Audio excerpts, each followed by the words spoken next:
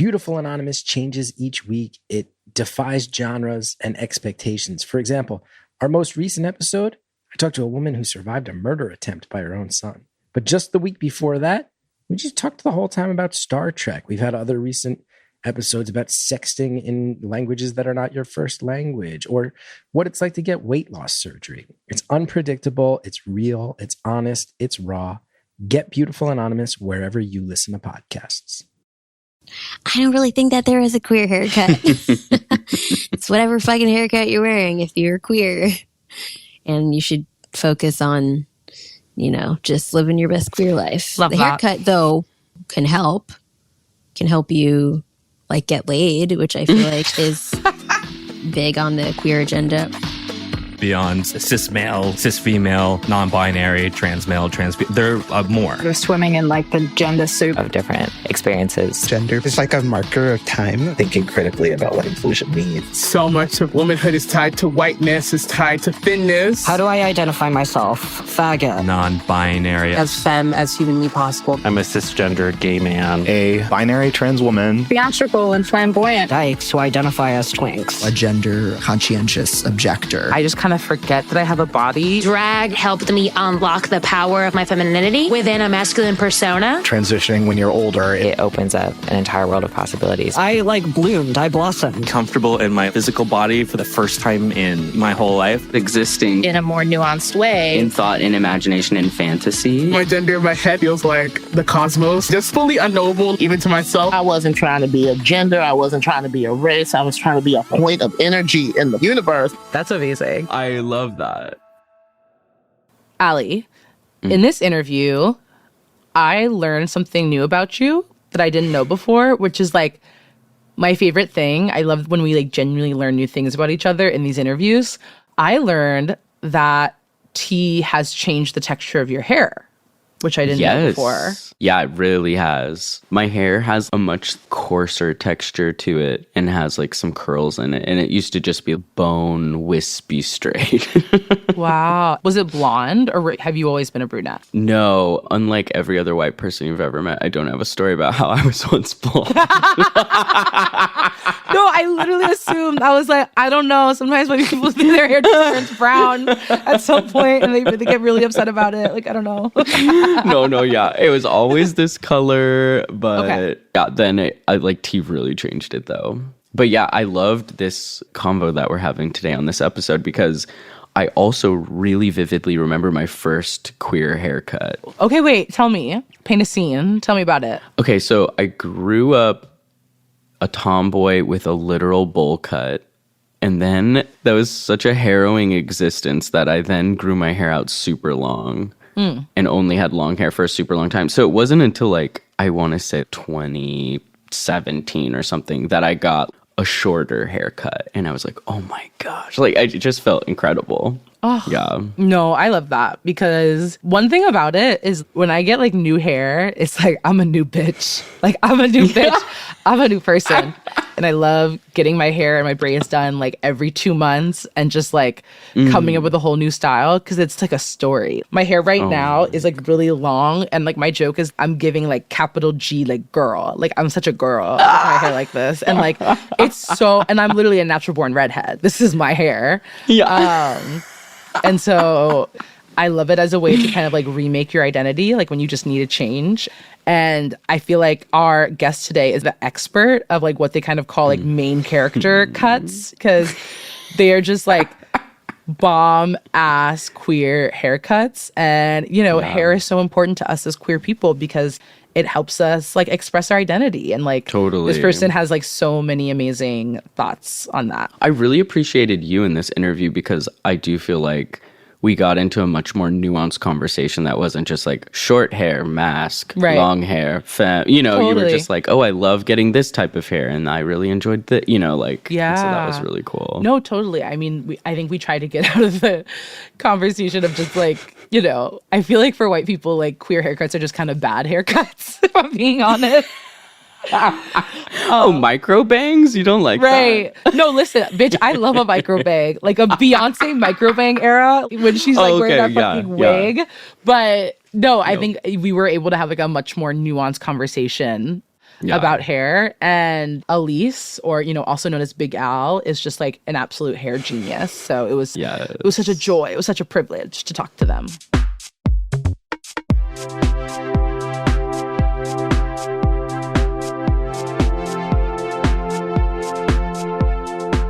My name is Alys Aurora, also known as Big Al. I am the person behind Studio Botanicum, which is a private hair studio in Brooklyn, New York. And my pronouns are they, them. This is always a little bit of an abrupt first question, but what has your journey been like, you know, coming to embody kind of your current gender identity today? Let's see. How far back do we go? No, I feel like it's kind of, it was just like one of those like pipeline things. And where I'm at now is just gender free, really. So cool. I feel like non-gendered. Yeah.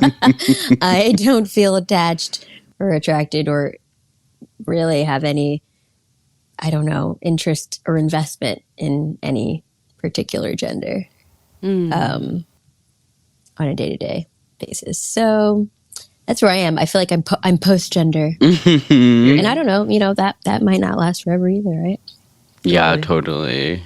But where I'm at with it right now is, I'd say also being around so many people who are in constant conversation and like with their gender has made me think, oh, I relate to that, or I don't relate to that. And so totally. I feel like I've gotten like a good feel for what the feelings are and what they could be, which I think was like the first step of being like, where am I on this journey? Yeah. Yeah, so I'm pretty comfortable here. Is that like, you think, being in Brooklyn or being in hair? I think that combination probably. Being in hair and having my particular like clientele, because I don't think everybody in hair is like having those conversations or whatever. Like, I don't think so.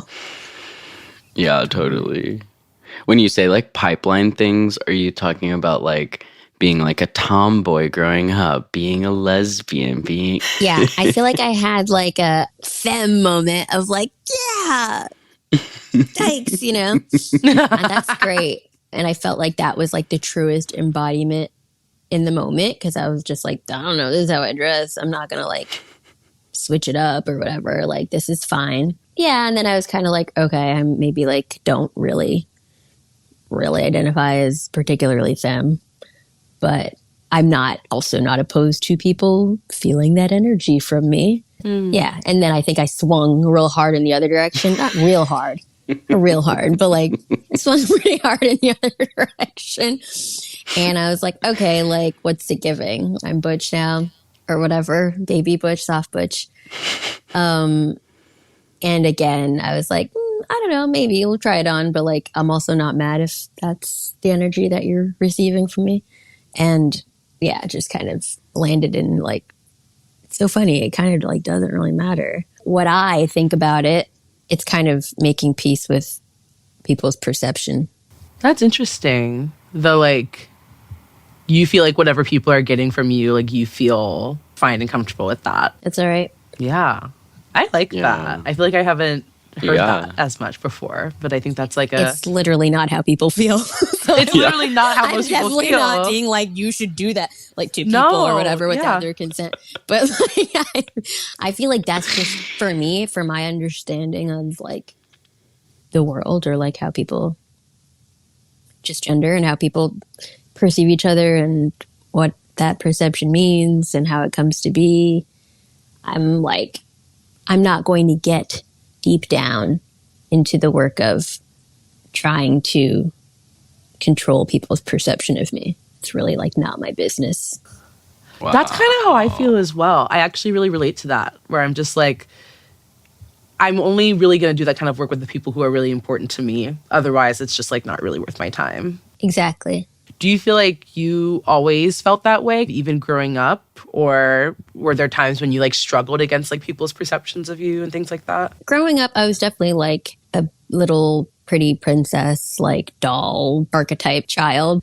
I was like, don't get dirty and keep your legs closed and sit like this and wear a dress or whatever. Me so too. I was like raised to like hyper feminine and all the shit that goes with that. So I feel like when I started even thinking about gender, I was like, well, definitely not that. Definitely the opposite of that. Like, don't call me a girl. I don't know. I was really feeling it, but it was also because I had not positive associations with femininity and just womanhood in general. So I was kind of like, I'm trying to break away from that kind of thing. I didn't feel like it was particularly rebellious, but I feel like I was talking to people, like close friends of mine, and being like, this is how I'm feeling. If you can't like validate that, then like we're going to have problems, you know? Right. But I feel like you only kind of have to do that once with people to be like, yeah. And either it works and you're like, okay. And they're like, you're whatever, you know, like, yes, all of that, you know, like, what do you want us to do? Let's do it. Or you have people that are like, what do you mean? You know, and it's like, okay, well, we're not going to be able to go further on this journey together because I'm going to switch it up again and I don't need that negative energy. Yes. Yeah. So no, I didn't always feel like so detached. I feel like a healthy detachment now from gender. But I definitely had times where I was like, this means something, you know? Yeah. Now I'm kind of like, does it? Right. Does it really? You know, and for everybody, it's different. It just seems really peaceful. It does seem really peaceful and like regulated. Yeah. I think like there's something that happens when you first are kind of like, I'm non-binary, use they, them, where like even like a server just literally doing their job at a restaurant is like, hey ladies, and you're like, that ruined my day. And like that's unsustainable disappointment. Yeah. It really is.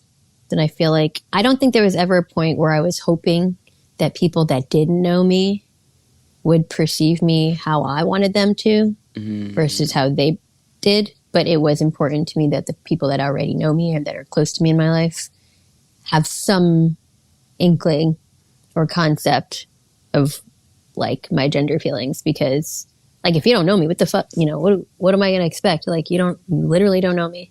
Yeah. And this is our society or whatever. So right. Is what it is. I'm not going to be like, I can't fall all over myself every time someone projects their feelings and experiences onto me. Or whatever. Yeah.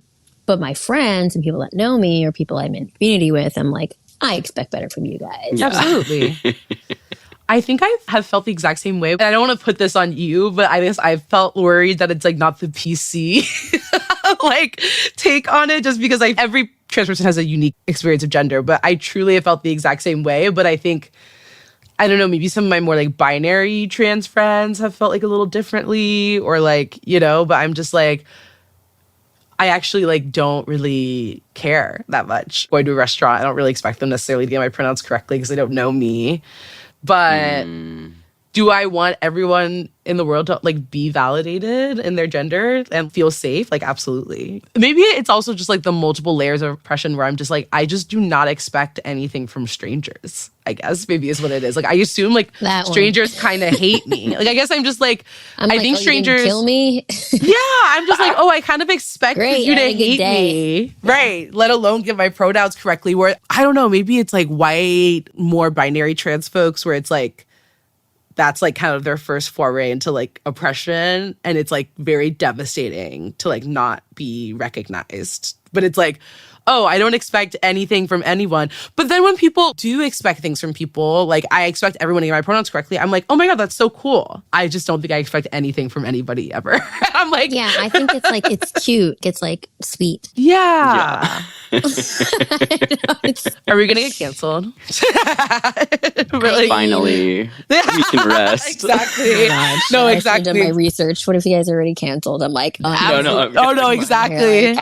You guys are like deeply canceled. We're post-canceled. This was the one. I heard this quote this past week that was really cool to me, and it was this kind of like trans elder talking about bridge building with like maybe, you know, this isn't like in our own community, this is like the rest of the world kind of stuff. And it was like, if you can step towards your discomfort, I can step away from my pain, and we can be in the middle.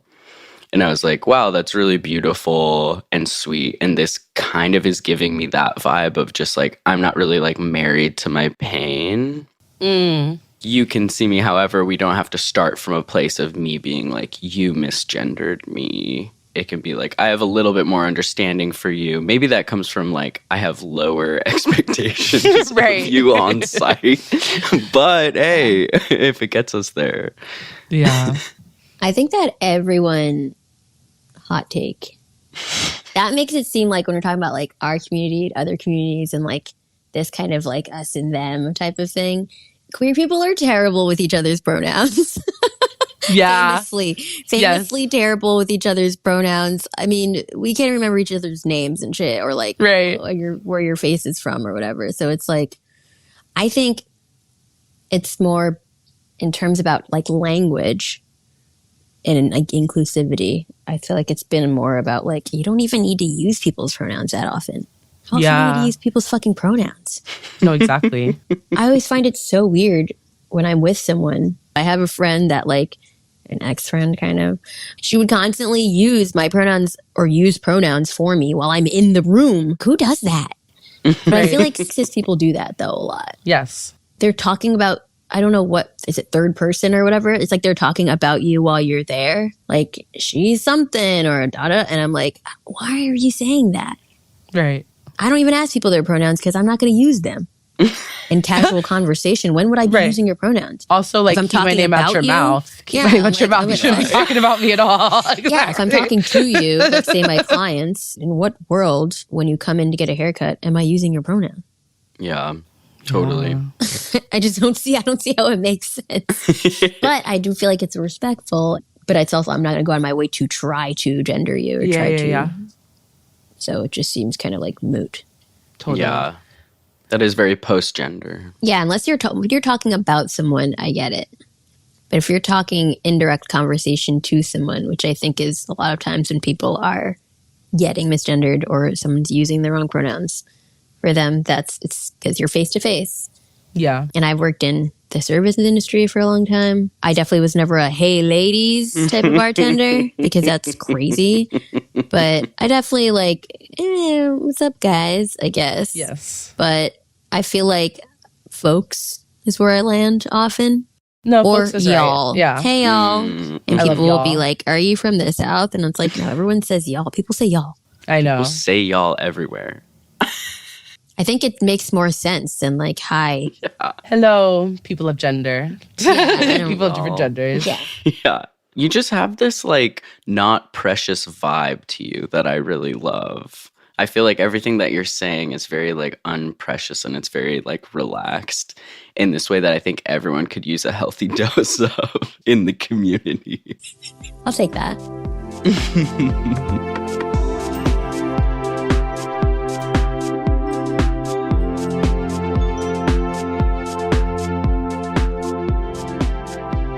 Could you tell us a bit about how you became a hairstylist and like how long you've been doing hair? Yeah, pretty much. I was bartending and I was over it or kind of trying to figure out what was next. And I was always doing my own hair, cutting my own hair and cutting friends' hair when they asked for it, kind of like begrudgingly. But I had a friend who just had like really gorgeous hair and she was going through something and she was like, I want you to shave my head. So I was like, all right, let's shave your head. So we shaved her head. And then like throughout her whole, like the whole year of her growing her hair back, I gave her 1 million haircuts. And I was like, this is kind of fun actually. And then at that time, I also had a friend, my best friend who I lived with was like the beauty school model for another friend's like final beauty school project or whatever. And I was like, oh my God, that's so cute. I love that that's even a thing. And so I was like, is that it? Should I just go to beauty school? And I asked like 3 people and they were like, yeah. And I was like, all right, cool. You're like, great, that settles it. Yeah. I asked 3 people that do hair in some fashion that were friends or like acquaintances. And they were like, yeah, you should do that. And I was like, okay, I'm going to do it. And I did it. Wow. Was it like beauty school? Did you feel like you fit in there? Did you feel like you're like, I'm here to get as much knowledge as possible and then move on and not remain in this kind of like sphere? Definitely the second one. Yeah, but also was like the best at it. Okay. I was like killing beauty school. I was like, first of all, none of y'all know how old I am. Everyone was like 17. Oh my God. And I was like, I'm not going to say anything. Almost, at that point, I was 29. He was 30. I had never really went to college in a real way. And I was kind of like, what is happening? Like, how am I supposed to be in school right now? Like, Monday through Friday, like 9 to 5. Really. Wow. I was like, this is wild to be awakened in Soho at 8 a.m. Oh my God. But, you know, I learned a lot. Yeah. And it is also kind of one of those things in New York State or every state that you just need to get your license. Totally. Is like beauty school, like, do they teach you how to be like creative, or is it just like you just need this certification and then you can leave? It depends. There's really only like 3 beauty schools in New York, and they all have different but the same shit going on because who owns them, basically. So the beauty school I went to was owned by Nick Arrojo, famously from What Not to Wear. Gorgeous. Oh, interesting. So I feel like because he considers himself on the cutting edge of hair doing and stuff like that, then like his school there's like more of a creative edge to it. You spend a lot of time doing hair. You learn like some razoring hair techniques, some stuff that you might not learn at the other schools. Interesting. Yeah. So I feel like it was a little bit of both. I feel like because of the amount of people that after a certain point in the program, you're just taking walk-ins from whoever the hell is in the street in Manhattan. Wow. So I feel like that is a big part of it. And then there's the aspect where you're just learning specific things that you're going to be like tested on during the state board exams. Gotcha. Whoa. Oh my God, that's so cool. I just went to trade school here in LA for like construction, and I felt so similarly. I was like with literal like 19-year-olds, and I was like, this is I was thinking crazy. that too. I was like, what am I going to do? I was like, should I go be a carpenter? Like, that would be hot. Oh my I God. feel like that would be hot. But I was like, I cannot wake up in the morning like that though. Yeah, that's real. Carpenters Same. get up at like 5 a.m. Like, Yep. We had a you concrete can't pour do at that. 4:30 in the morning. Oh, it's crazy. People are getting home right Unless now. that means you go home at 6:30, then like, Yeah. there's no way. Like, I couldn't do that. Yeah, totally. But that sounds really cool. Did you ever do like an ambush makeover? No, that's next. Damn. Okay. I feel like ambush makeover means you just show up and you're like, this is what's going on. Yeah. Yep. I would say with some of my close friends, I've been like, what's up? You know, what's going on? What's happening here? Yeah. I don't feel like I have that different of a like, I think I'm pretty similar with my clients, but like they get kind of like the sweeter, softer version of that. Oh, Right. totally. What's But going it's on still here? kind of like, what's going on here? Yeah. what are You we don't doing? have a routine, nothing. You don't, okay, what's happening? Are you feeling, how are you feeling okay? Yeah. Because that's like obviously not. So funny. Hair is deep, you know, it's deep. Hair is super deep. Is there a certain type of like haircut that you lean towards? Not really. I do a lot of mullets because gays love mullets or whatever. So I think that people are like, oh my God. Like people will be like, I'm sorry, I don't want a mullet. And it's like, sorry. Like it's not, I don't have stock in mullets. Like if you don't want a mullet, that's totally fine with me. I think that I lean towards, like, I feel like almost everybody needs some layers. Unless you're real specific type of hair and you're wearing a real specific type of haircut. Yeah. But beyond that, I feel like everybody needs some type of layers. Doesn't have to be as extreme as a mullet. Yeah. But it often gets there. Yeah. The mullet invasion is real. I'm no tech genius, but I know if I want my business to crush it, I need a website now. Thankfully, Bluehost makes it easy. I customized, optimized, and monetized everything exactly how I wanted with AI. Within minutes, my site was up. I couldn't believe it. Plus, Bluehost keeps me protected 24/7. No more worrying about hackers. I just relax and focus on my customers. So, whatever your hustle may be, secure your online presence in 2025 with Bluehost. Head to Bluehost.com to start now. Marketing is hard. But I'll tell you a little secret. It doesn't have to be. Let me point something out. You're listening to a podcast right now, and it's great. You love the host. You seek it out and download it. You listen to it while driving, working out, cooking, even going to the bathroom. Podcasts are a pretty close companion. And this is a podcast ad. Did I get your attention? You can reach great listeners like yourself with podcast advertising from Libsyn Ads. Choose from hundreds of top podcasts offering host endorsements, or run a pre-produced ad like this one across thousands of shows to reach your target audience and their favorite podcasts with Libsyn Ads. Go to libsynads.com, that's Libsyn, ads.com today. Oh. Yeah, it's a good look. It is a good look. I guess in your mind, like, what exactly is a queer haircut? I feel like right now the mullet is kind of like a universal queer cut, but what do you think is like a queer haircut? I mean, I don't think you'd be that surprised to know, based on the earlier questions, that I don't really think that there is a queer haircut. It's whatever fucking haircut you're wearing if you're queer. And you should focus on just living your best queer life. The haircut, though, love that, can help you get laid, which I feel like is big on the queer agenda, or should be, especially if you're just starting out there. You could start with fucking. Yeah. And like, if you have a really good haircut, that will only attract more options and opportunities for you to fulfill that quest. Yes. So I feel like a queer haircut's like whatever makes you look cool. Mm-hmm. Yes. Yeah. Yeah, I feel like when you're like a baby queer and you want to present more queerly, the first thing that people say is like, oh, just get like a queer haircut or something, or like get like a gay haircut. But I feel like something that I struggle with is like what a queer haircut means for like kinkier textured hair. I feel like going to salons that cater to kinky hair often means just like spending like $400 or something fucking crazy.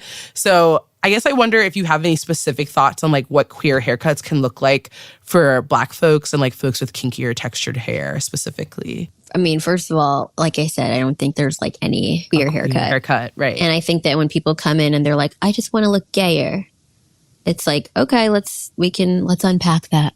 Right. You know, what does that mean for you? Do you have examples of what that would mean for you? I think that also people want haircuts that make them feel aligned with their gender feelings of that time. Mm-hmm. And all those things are so specific and personal. So I just kind of defer to like what they're trying to say. But my thing is like you trying to get people to be specific about what they mean. If they mean they want a more masculine haircut or more feminine haircut or whatever it is that they mean, like show me some pictures, because yes, that's a gay boy, you know, that's a twink or whatever that you're showing me a photo of and being like a more masculine hair. So I'm kind of okay, just show me like what that means to you. Troye Like, you want to look like a gay. Exactly. Yeah. I'm like, you want to look like a Victorian vampire? Okay, that's Right. where we can go there. And is that queer? Sure. Yes. I love that. I love specificity. Specificity is important. And I feel like I definitely have a lot of curly, coily, kinky folks that want to get in on the action, want to feel like they can be read as queer from a distance. My personal feelings about it, and then like what the people want, can be different things. Like my feeling about if you have the ability to have like a fro, I feel like I'm going to hit on you. So to me, I would say that's a gay hairstyle. Right. Yeah, I don't think that if you have to shave off the side of your head and then maybe people will think you're gay or whatever. Right. Totally. But like I wouldn't say, I mean, I think that there are things that are maybe less queer within the natural hair community. Yeah. Like a silk press, you know? Like, that's not, you don't see that and you think, you know what? Yes. But unless you're Bet from L Word, then baby. Yeah. Yeah. But yeah, I So do a lot. I funny. mean, I do a lot of curly mullets and a lot of kinky, coily mullet type situations or shorter cuts. People often feel like a shorter haircut helps them read more as queer. Or even just the act of having shorter hair for a period of time, shaving their head, of doing different things like that is so radically different from what they grew up having to do with their hair that that feels queer to them, that feels empowering to them. Totally. There's so many, like, just the girls in high school that wore, like, a gray hooded sweatshirt every single day. The exact same bun. Like, I'm talking about myself, but, like, you know, it's just like... Like, I don't know that girl. Okay, well, I know that girl. Okay, and I'm introducing her to you right now. But just, like... I had really long hair that I would straighten with a straightener until well into my 20s because I just was like, this is the script I learned. Like, this is how I do my hair. Like, I've just and it wasn't me at all. So my first like shoulder length layered haircut, yes, it was a mullet. It was a shaggy mullet. Period. But it was just like getting out of that feeling of being like, oh, I have this one way I do my hair. It's extremely high school and I've carried it with me for so long after, but I just don't know any other way. And it feels kind of like inaccessible. So I'm like, oh yeah, that is really fun. And I do see kind of the correlation between like shorter equals gayer when you're kind of like coming from a feminine upbringing. Right. But it's fun to imagine a time everyone I feel like circles right on back. So it's like, yeah, how would I have like long hair and still feel like I have kind of a queer look to myself or something like that? Oh my God, you had like hair down your butt would be crazy. Insane. Yeah. You could do one of those like jellyfish haircuts. Like, you know the jellyfish haircuts? No. Kind of like the crazy layers. Like where it's just like a bob on top and then it goes like down. Oh, totally. I could see you doing that. Yeah, stunning, honestly. I don't think my hair texture changed so much on tea that I don't think it would be the same. Oh, really? Your hair changed on tea? Yeah. Oh, interesting. Like a lot thicker and like a little bit curly. Wow. Yeah. I didn't know that. There was something that you said that was interesting to me where you were like what's going on with you, and you're coming from like a bartender background, and I'm curious if there's kind of a little bit of bartender. No? Okay. I don't care about these people. Okay. I didn't want to hear about it. You're like, nope. I wasn't that kind of bartender. Okay, great. Okay. I was going to be like, oh, was there kind me. of like a, like armchair That's aspect? new. Like, that's a new thing that has come to me now during the hairstyling practice. Yeah. Because I have kind of more of a curated clientele than like whoever the fuck walks into the bar, which is, we're not doing that, But I feel like if I'm doing your hair and you're queer and you're in Brooklyn and you're probably a friend of a friend of a friend of a friend, then like, let's get into it. Let's get down to it. What's going on up there? Totally. Yeah, that's cute. It's kind of an intimate thing to have your hair done. So it's like you're already in there. I've never gotten my hair professionally cut, which is crazy. But I'm too scared. I don't trust anybody. I have trust issues. So I'm just constantly cutting my own hair in like the most haphazard ways. No, it's very intimate. Takes a lot of trust. Have you ever gotten like a really bad haircut, Babette? Is that why? Or you just are like, you're worried for what could happen? I'm worried for what could happen. And also, natural haircuts in places are like so expensive. Even a trim will run you like a few $100s or something for someone who's like trained to do your hair, I feel like. And so growing up, I was just always in braids because I was on the swim team. And so I just have always had braids. It's just more like, I just go back to back in braids. Like I'll take it out. My hair will be out for like a week and then I'll go back into braids.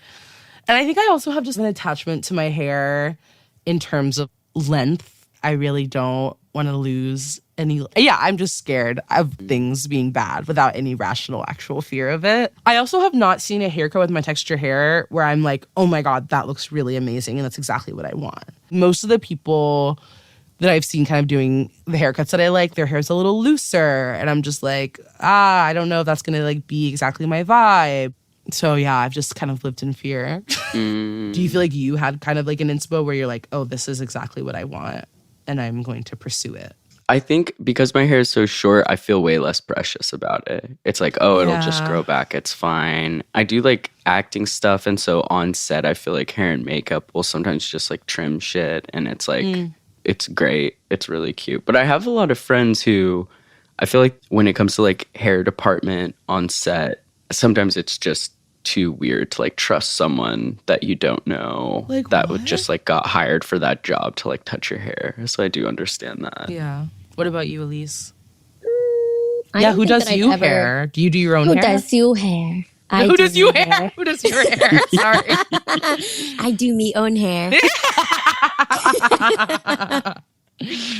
Pirate generator. I do my own. I've always done my own hair. Yeah, I've gotten like, I want to say like 2 haircuts ever or something like that before I started doing hair.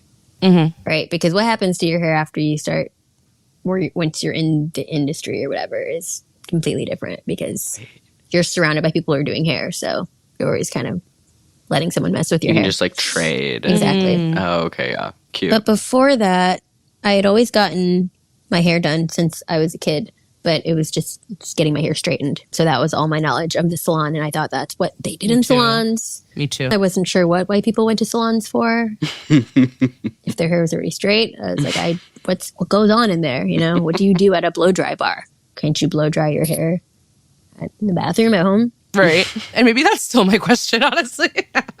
Yeah, I think honestly, up until being in beauty school, and then that's when I was like, oh wow, you guys' hair is kind of messed up too. Like, like your shit is not all soft and smooth. Like, you guys get blowouts. White people get blowouts. And like don't wash their hair for mad long to preserve the blowout. I was like, oh my God. Oh. I didn't know that was happening. Yeah. I was like, all right, cool, bet.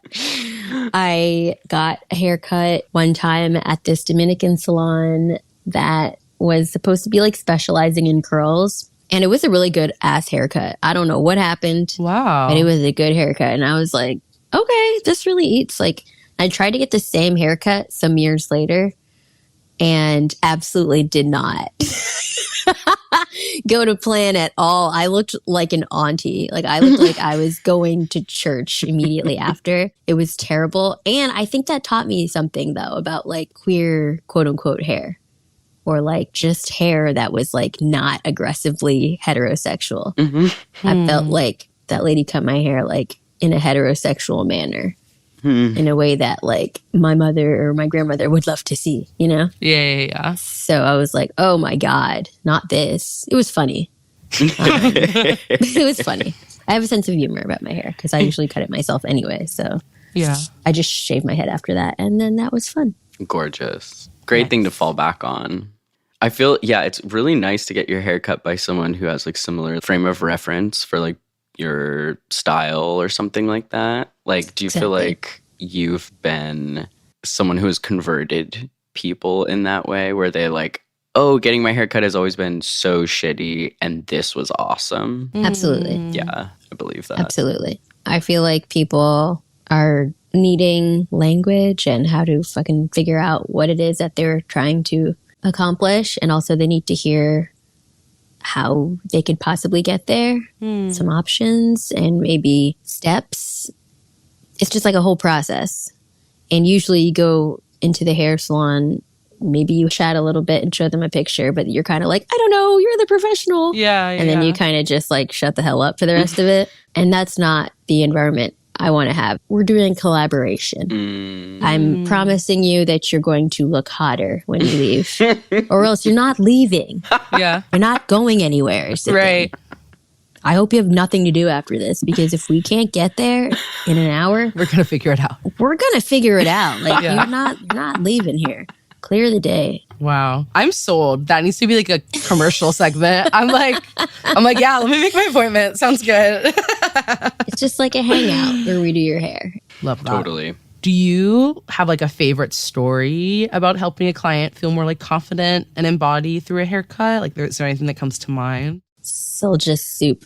I don't really have I don't know. That's I don't no have worries. a specific story. It's only if something stuck out where it's like, wow, my life has been changed by this haircut. Unfortunately, it happens a lot. Wow. Yeah, that's I believe too that's many true. times for me to. But people say often, like, Al, this haircut changed my life. Wow. I became a huge slut after this haircut. And it's all because of you. You did this to me. You put me in the streets of Brooklyn like this. And I'll say, that's my fault. I made you a slut. And they're like, you did it.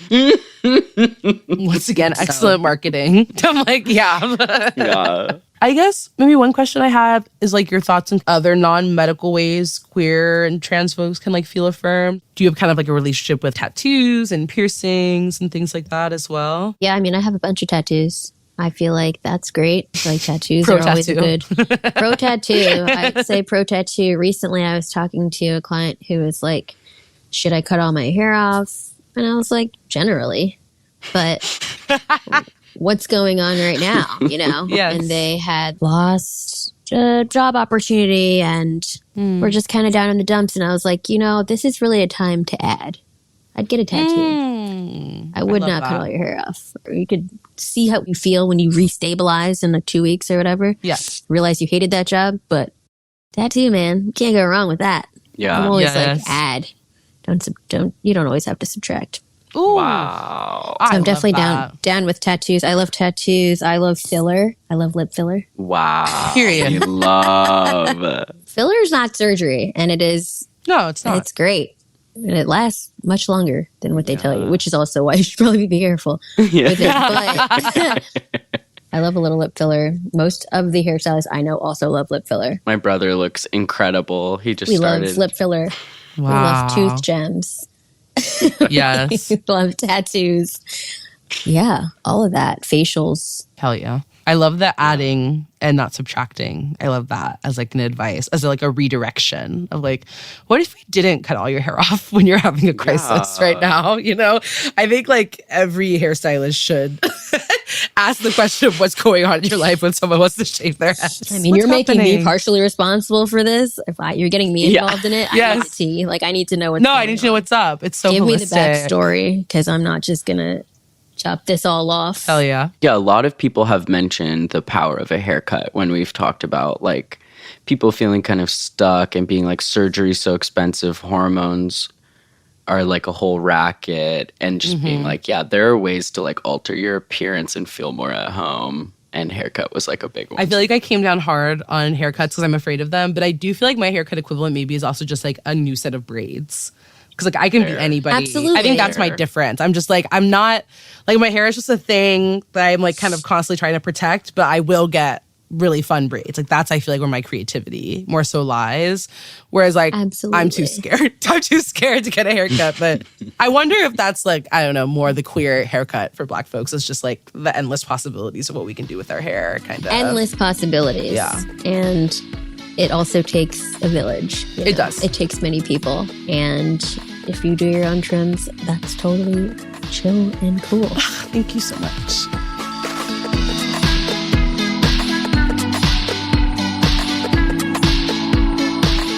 Gender Spiral is an original podcast from Audiation. This episode was mixed by Matt Noble, and music is composed by CMD plus Jasmine, courtesy of Molten Heart, with art by Joey Hahn and graphics by Michael Tyrone Delaney. The show is executive produced by Ireland Meacham, myself, Babette Thomas, my co-host, Allie Beardsley, and Sandy Smullins, with additional story editing from Susie Armitage. Thanks so much to Alys Aurora. You can find them on Instagram at studio.botanicum, and you can book an appointment with them. Both of these will be in the show notes. If you like the show, please head over to patreon.com/genderspiralpodcast to support us. You can also check us out at genderspiralpod.com, where you'll find transcripts for each episode and a link to leave us a voicemail. And follow us on Instagram. It's at Gender Spiral. Subscribe wherever you get your podcasts so you don't miss a new episode. They're coming out every other week.